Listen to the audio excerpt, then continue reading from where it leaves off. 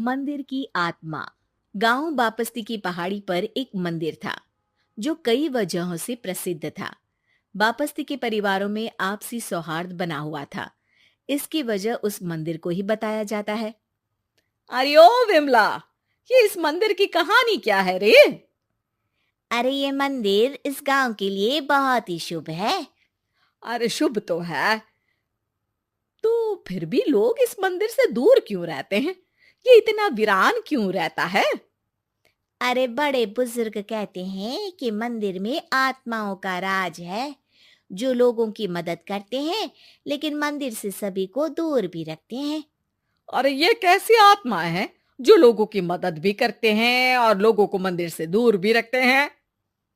अरे यही चलता आया है यहाँ पर, इसीलिए कोई कुछ बोलता नहीं। क्योंकि जिसके घर में कोई भी परेशानी होती है तो बताते हैं कि इस मंदिर से उन्हें मदद मिलती है। अरे वाह, ये तो अच्छी बात है। तभी इस गांव में इतनी खुशहाली दिखती है।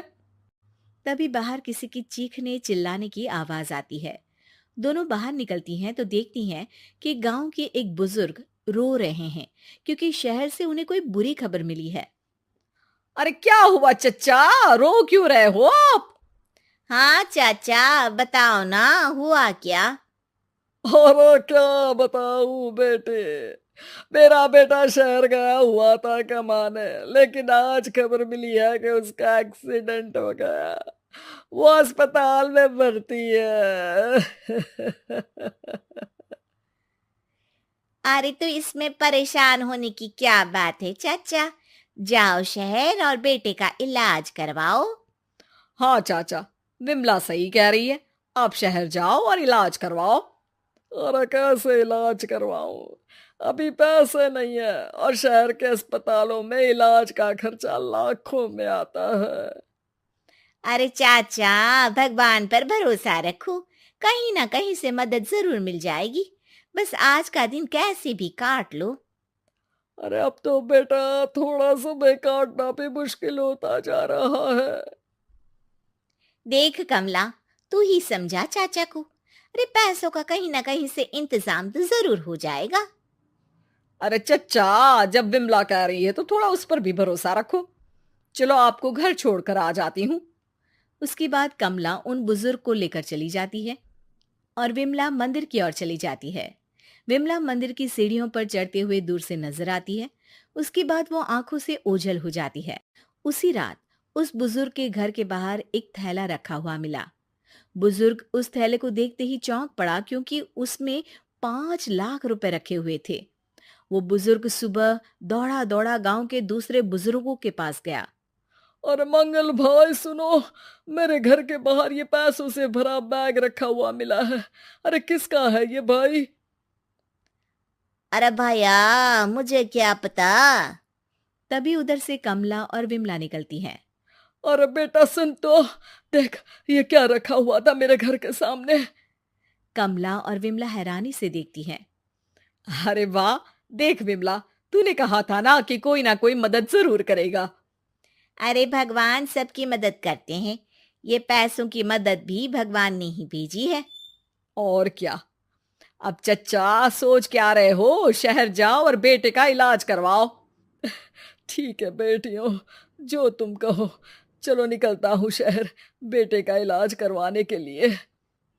अरे विमला, एक बात तो बता, ये इन्हें मिले तो कैसे मिले पैसे? अरे मैं ना कहती थी कि ये मंदिर सबकी मुसीबतों में मदद भेजता है। अरे वाकई बड़ी पुण्य आत्मा है मंदिर में। सो तो है, लेकिन उनके बारे में लोगों को कम ही पता है। अच्छा, और तुम्हें क्या पता है? अ, जितना पता था वो तो बता दिया। ना रे ना, मैं नहीं मानती। तू कुछ तो छिपा रही है। अरे कुछ ना छिपा रही, जो पता था वो बता दिया। मंदिर से लोगों को मदद मिलती है, बस इतना ही पता है। ठीक है बाबा, अब नहीं पूछूंगी। इसके बाद उसी रात कमला चुपचाप अपने कमरे से निकलती है और मंदिर की ओर चल पड़ती है। कमला धीरे धीरे मंदिर के दरवाजे पर पहुंचती है। अंदर से हल्की हल्की रोशनी आ रही थी। इसके बाद जो वो देखती है वो हैरान रह जाती है। कमला इसके बाद तेजी से वापस लौट आती है। दूसरे दिन सुबह सुबह। अरे विमला, तू तो छिपी रुस्तम निकली। है? ऐसा क्या छिपा लिया मैंने? अरे तूने तो भनक ही नहीं लगने दी और चाचा की मदद भी कर दी। हैं? ये क्या कह रही हो? ऐसा कैसे कह सकती हो तुम? मैंने कोई मदद वदद नहीं की। अरे सब पता है मुझे, कल रात मैं गई थी मंदिर। तो क्या देखा? अरे तुम्हारा पति और कुछ लोग वहां दिखे। बोरियों में नोट भरे हुए थे और सभी नोट गिनने में लगे हुए थे। तो तुम्हें क्या लगा? वो क्या कर रहे थे? अरे मैं समझ गई कि वो लोग कहीं से डकैती कर पैसे लेकर यहाँ मंदिर के पीछे छिपाते हैं।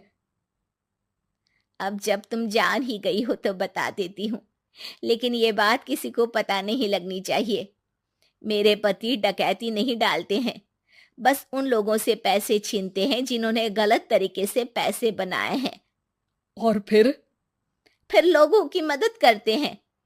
यही है वो पुण्य आत्माएं जो लोगों को मदद पहुंचाती है। अब समझी? हाँ, अब समझी उन पुण्य आत्माओं का चक्कर। सही है। करते रहो मदद, लेकिन सावधानी से, मेरी तरह कोई और ना पहुंच जाए।